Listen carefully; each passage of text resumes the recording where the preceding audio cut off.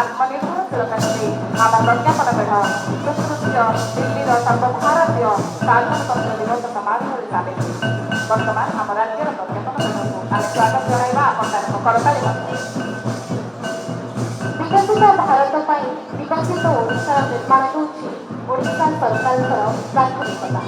ସେଥିପାଇଁ ତୃଣମୂଳ ସ୍ତରରୁ ରାଜ୍ୟର ସାମାଜିକ ବିକାଶର ଲକ୍ଷ୍ୟ ନେଇ ସମସ୍ତ ବିଭାଗ କାର୍ଯ୍ୟ କରୁଛନ୍ତି। ଆଜିର ଏହି ଐତିହାସିକ ସାଧାରଣତନ୍ତ୍ର ଦିବସରେ ଏହି ଐତିହାସିକ ଗାନ୍ଧୀ ମାର୍ଗରେ 14 ଗୋଟି ବିଭାଗର ପ୍ରଜ୍ଞାପନ ମେଢ଼ ବିଭାଗୀୟ ଥିମ୍ ଏବଂ ବିକାଶ କାର୍ଯ୍ୟକୁ ପ୍ରଦର୍ଶିତ କରିବେ।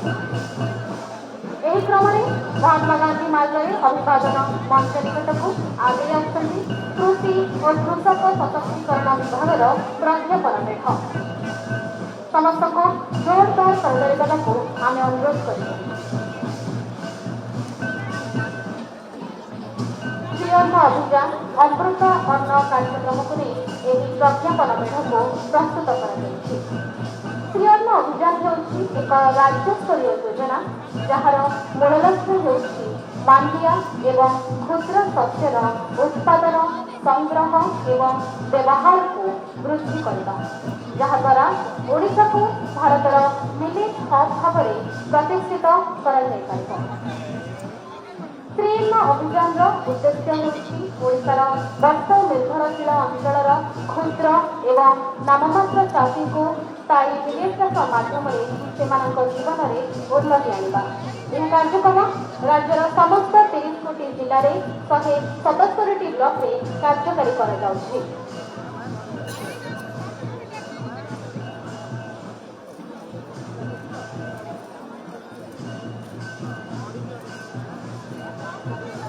ପରେ ଆମେ ସ୍ୱାଗତ ଜଣାଇବୁ ବାଣିଜ୍ୟ ଓ ପରିବହନ ବିଭାଗର ପ୍ରଜ୍ଞାପନ ମେଢ଼କୁ। ଆମ ସୁଭାଗ ଆଶା ଯୋଜନାକୁ ନେଇ ଆଜିର ଏହି ପ୍ରଜ୍ଞାପନ ମେଢ଼ 77ତମ ସାଧାରଣତନ୍ତ୍ର ଦିବସରେ ଭାଗ ନେଇଛି।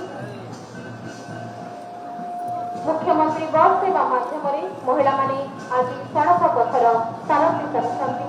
ରାଜ୍ୟର ପ୍ରଥମ ମହିଳା ଲୋକ ପାଇଲଟ ବରଗଡ଼ର ଆଦିବାସୀ ମହିଳା ମୁନି ଟିଗା ଏହି ପ୍ରଜ୍ଞାପନ ମେଢ଼ରେ ଉପସ୍ଥିତ ଥିବାବେଳେ ପ୍ରଜ୍ଞାପନ ମେଢ଼ର ଜନଚାଳନା କରୁଛନ୍ତି ସନ୍ତୋଷୀ ଦେଓ। ଏହା ରାଜ୍ୟର ନାରୀ ଶକ୍ତିର ଉପଯୁକ୍ତ ଉପସ୍ଥାପନା।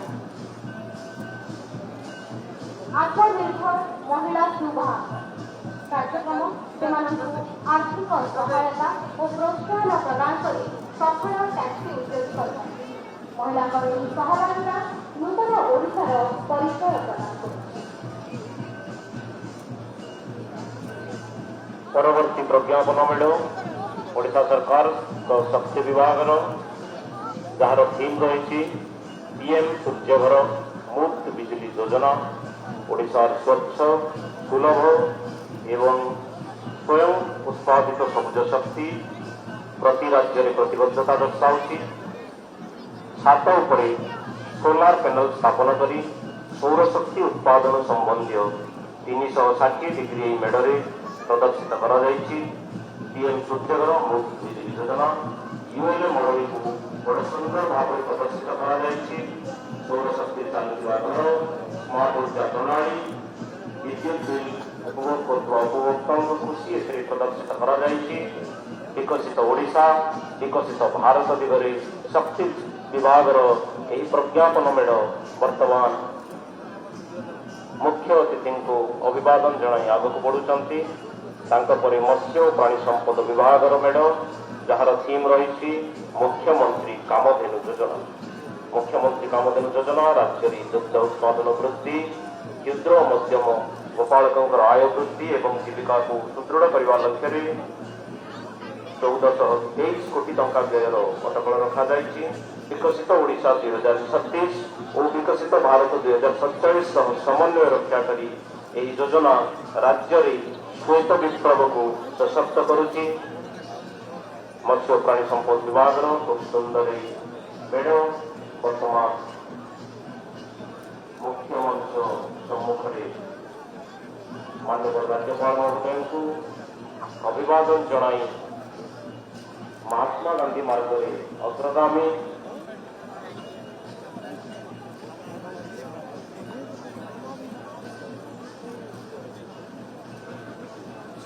ବର୍ତ୍ତମାନ ଆମେ ହସ୍ତତନ୍ତ ବୟନ ଓ ହସ୍ତଶିଳ୍ପ ବିଭାଗର ପ୍ରଜ୍ଞାପନ ମେଢ଼କୁ କରତାଳି ଦେଇ ସ୍ୱାଗତ ଜଣାଇବୁ।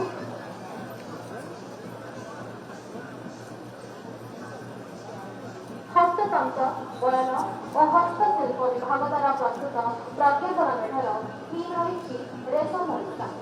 ସମସ୍ତ ଚାରିପାଖର ରେଶମ ଉତ୍ପାଦନ କରି ଆମ ରାଜ୍ୟ ଓଡ଼ିଶା ଆଜି ସମଗ୍ର ଦେଶରେ ମାନ୍ୟତା ପ୍ରାପ୍ତ। ଆମ ଦେଶ ଆମ ଅବସ୍ଥା ରେଶମ ମୂଲ୍ୟ ଶୃଙ୍ଖଳାର ଏକ ଅଭିନବ ଉପସ୍ଥାନ। Farm two fashion, fashion two foreign କରୁଣା ସିଲ୍କରୁ ପ୍ରସ୍ତୁତ ମହାପ୍ରଭୁଙ୍କର ଶ୍ରୀ ଅଙ୍ଗବସ୍ତ୍ର ଗୀତ ଗୋବିନ୍ଦ ଡିଭାଇନ୍ ଫାବ୍ରିକକୁ ପ୍ରଚାର କରିବାର ଏକ ଅଭିଯାନ। ଏହି କ୍ରମରେ ଓଡ଼ିଶାକୁ ରେଶମ ପରିସଂସ୍ଥାନରେ ଏକ ଉନ୍ନତ ରାଜ୍ୟରେ ପରିଣତ କରିବା ପାଇଁ ମୁଖ୍ୟମନ୍ତ୍ରୀ ରେଶମ ବିକାଶ ଯୋଜନାର ଶୁଭାରମ୍ଭ।